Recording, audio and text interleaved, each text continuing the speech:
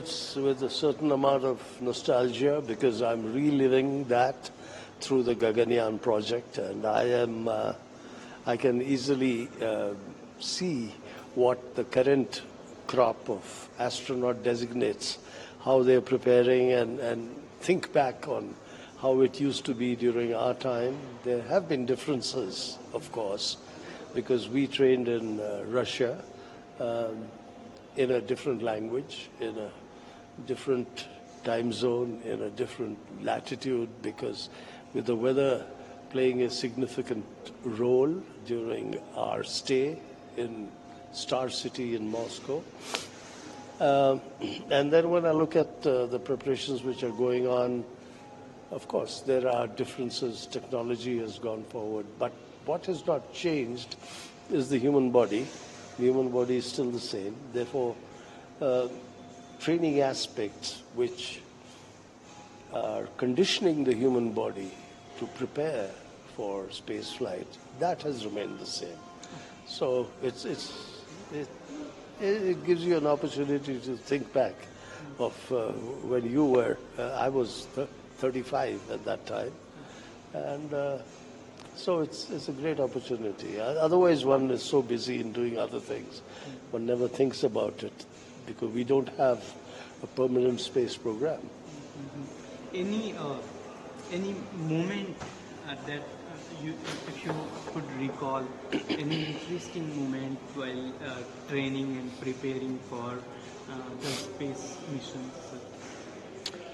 The interesting moment is just that all of it was so new that it was obviously interesting. Like I've already told you, we were in a new place, a new culture we were adjusting to, and therefore the tech part wasn't all that different because space really is an extension of military aviation.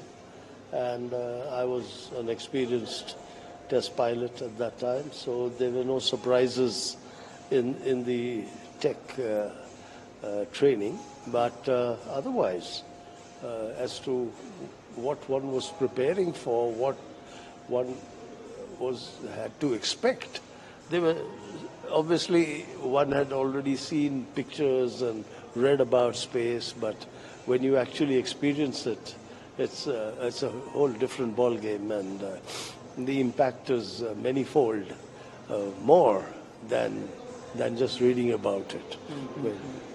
How do you see the kind of environment developing from that time to now in the space tech business sector, sir? Well, obviously, what happens is that that is what experience is all about. You gain experience. Earlier flights used to be suborbital, then it became orbital, then it became 1 week. Today the world record is more than 400 days. So humans have learned how to survive in space. And let's see where this will go. The next, of course, milestone is going to be when you're going to go and colonize the moon. How are you going to adjust to that environment, which is so different to what is available on Earth?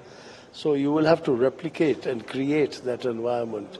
So there are going to be many challenges, of creating that kind of an environment and a safe environment where humans can survive. So we will wait and see how that happens. It's not as easy as it's made out to be. There are a lot of technical challenges which will have to be overcome.